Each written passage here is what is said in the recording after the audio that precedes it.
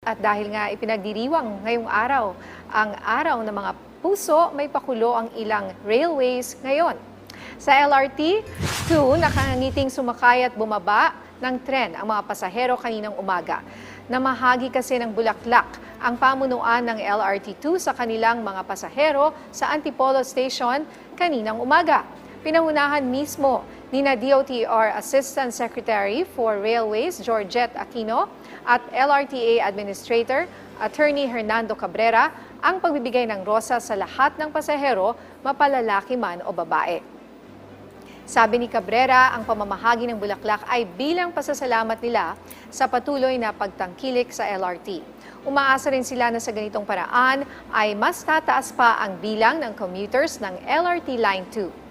Bukod sa mga rosas, mas nagpakilig pa sa mga pasahero ang Love Booth kung saan maaaring magpa-picture ang mga pasahero at may handog na musika naman mula sa banda ng Philippine Coast Guard.